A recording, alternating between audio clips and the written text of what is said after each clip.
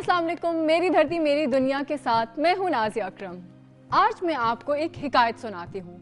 वो ये कि एक बार एक बादशाह कश्ती में सैर कर रहा था।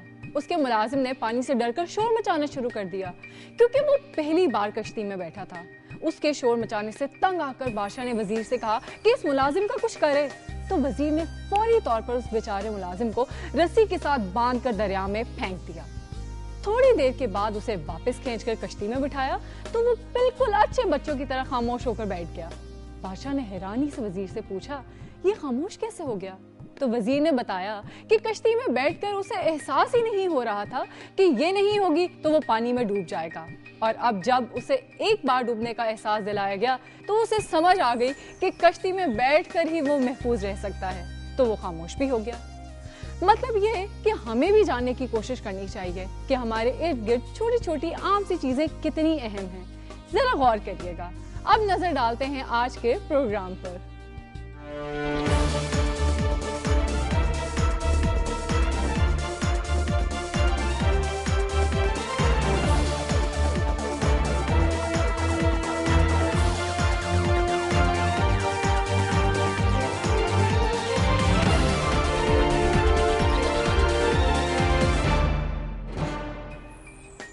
उर्दू शायरी के महबूब की आमद पर शायर लोगों की ख्वाहिश होती थी कि उसके रास्ते में फूल पत्ते और पता नहीं क्या क्या बिछा दें। वैसे बाज लोग ऐसे भी होते हैं कि उनकी आमद का पता चल जाए तो जी चाहता है कि रास्ते में बारूदी सुरंगें बिछा दें। खैर छोड़ें इन बातों को, यहाँ तो बात चल रही है फूलों की। तो मैं आपको एक ऐसी रिपोर्ट दिखाने वाली हूँ जिसमें फूल ही फूल फैले हुए हैं। इतना बता दूं कि ये किसी महबूब की आमद की खुशी में नहीं, किसी और ही चक्कर में है। और वो चक्कर क्या है ये आप खुद ही देख लें। देखा एक ख्वाब तो ये सिलसिले हुए, दूर तक निगाह में है गुल खिले हुए। दिल के किसी मेहमान की आमद का हसीन मौका नहीं है ये कि रास्ते गुलाबों से सज गए हैं। वजह यह है कि इन गुलाबों को सुखाया जा रहा है। लोग सूख कर कांटा बनते हैं मगर गुलाब सूख कर भी लाजवाब ही रहता है, जिससे गुलकंद, अगरबत्ती, अर्के गुलाब और चाय तैयार की जाती है। हम एक तोड़ा लेकर आते हैं, उनको सुखाते हैं, उसके बाद हम वो उसे बेचते हैं। 200-300 रुपया हमें बचत होती है। पत्ती बन के जाती है, अकबरी मंडी दी गुलकंद बनती है, सुखा के अमेरिका भेजने, इंडिया भेजने। अर्क रेजी करने पर हासिल होने वाला अर्क खून पसीने की कमाई बनता है, तो मजदूर का पसीना भी गुलाब हो जाता है। सारा दिन फूल बिछाते हैं, अच्छी खुशबू मिलती है और शाम को दिहाड़ी लेके वापस चले जाते हैं घर। अच्छा गुजारा होता है दिहाड़ी में। सुबह आते हैं, ये फूल बिछाइए और सारा दिन खुशबू लेगी। सुबह मैं स्कूल जाता हूँ, दोपहर को ये काम करता हूँ फूलों का। शाहदरा और गिरदो नवा के इन मेहनत कशों को रंग, खुशबू और हुस्न का ये हसीन इम्तिजाज ज़हनी और माली दोनों तरह से आसूदा कर रहा है। शायर ने कहा था वो तो खुशबू है हवाओं में बिखर जाएगा, मसला फूल का है फूल किधर जाएगा। मगर ये मसला यहाँ हल हो गया है। फूल अपनी शक्ल तब्दील करके हमारे दिलो दिमाग और फिजाओं को मुअत्तर करता रहेगा। कैमरामैन आशिक अली के साथ अरसलान रफीक भट्टी, दुनिया न्यूज़, लाहौर। अब आपको पता चल गया कि वो फूल किस चक्कर में बिछे हुए थे।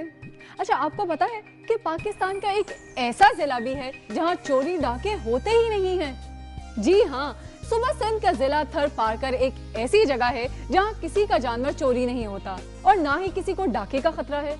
ये सारा जिला सहरा की सूरत है। गर्चे यहाँ गर्मी तो बहुत होती है, लेकिन अगर जरा सी बारिश हो तो अगले दिन यूं लगता है कि रेगिस्तान ने सब्जे की चादर ओढ़ ली है। खैर, थर पारकर का हुस्न अपनी जगह, लेकिन यहाँ एक फनकार है फकीर चनेसर। आज हम आपको उनके बारे में कुछ बताते हैं, वो इस रिपोर्ट में।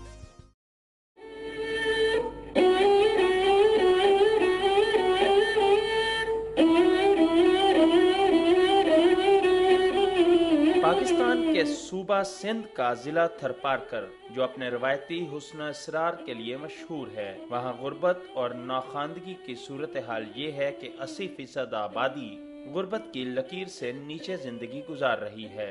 फकीर चनेसर थरपारकर के एक लोक फनकार हैं जो तंबूरा नवाज हैं। अपने तंबूरे से ऐसी दिल फरेब और मीठी धुनें बजाते हैं कि सुनने वाला मशहूर और महजूज हुए बगैर नहीं रह सकता। वो आजकल बीमार हैं और कोई इनको पूछने वाला नहीं है। बदकिस्मती से हमारे मुल्क में हुकूमत की तरफ से लोक फनकारों के लिए बेहिसी का अवसर मौजूद है। लोग फनकारों की तारीफें तो करते हैं, मगर उनकी सरपरस्ती और माली मदद कोई नहीं करता, न ही हुकूमत और हुकूमती इदारे।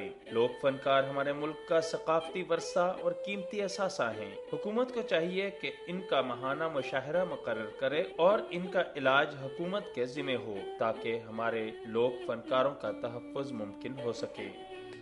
क्या मोहब्बत का इजहार सिर्फ जबान से होता है? जी नहीं। इकबाल ने कहा था, ज़बान मोहब्बत तरकी न ताज़ी। मतलब ये कि इस जज्बे की कोई ज़बान नहीं होती। हमारे वो दोस्त जो बोल नहीं सकते, सुन नहीं सकते, वो भी अपने दिल में उतने ही जज्बात रखते हैं जितने हम सब लोग। बस मुसीबत ये है कि हम उनकी मोहब्बत को कभी कभार समझ नहीं सकते। सरगोदा वाले ये ज़बान समझते हैं, इसीलिए तो उन्होंने गूंगे बहरे दोस्तों की इज्तिमाई शादियों की एक तकरीब मुनक्कद की और उसमें गवर्नर पंजाब भी शरीक हुए। इस तकरीब के हवाले से देखते हैं एक रिपोर्ट। सरगोदा में डेफ सोसाइटी के ज़ेरे तमाम मुल्क की तारीख में पहली बार गूंगे बहरे अफराद की इज्तिमाई शादी की एक तकरीब मुनक्किद हुई, जिसके मेहमान खुसूसी गवर्नर पंजाब सरदार लतीफ खोसा थे। 10 जोड़ों की इज्तिमाई शादी की इस तकरीब में सियासी और समाजी शख्सियात की बड़ी तादाद भी मौजूद थी। गूंगे बहरे बच्चे बच्चियों की शादी के मौका पर उनके वालिदैन की खुशी दीदनी थी। बच्चियों को जहेज के सामान के अलावा बैतुल माल की तरफ से 25-25 हजार रुपए फी जोड़ा दिए गए। तकरीब में डेफ बच्चों ने मिली नगमे और दूसरी आइटम्स पेश की, जिन्हें शायकीन ने बहुत सराहा। इस मौका पर गवर्नर पंजाब सरदार लतीफ खोसा ने खिताब करते हुए कहा कि स्पेशल अफराद की इज्तिमाई शादियों का सिलसिला एक खुशाइंद इक़दाम है। हुकूमत बैतुल माल के जरिए डेफ बच्चों की फलाह बहबूद और इन्हें मुआशरे का फाल फर्द बनाने के लिए हर मुमकिन वसाइल बुरुकार ला रही है और अनकरीब गवर्नर हाउस में भी स्पेशल बच्चों की इज्तिमाई शादियों का एहतमाम किया जाएगा, जिसमें मेजबान मैं खुद बनूंगा। अब वक्त है इंतजार का, यानी हमें लेनी है एक छोटी सी ब्रेक और आपको करना है थोड़ा सा इंतजार। तो मिलते हैं एक ब्रेक के बाद।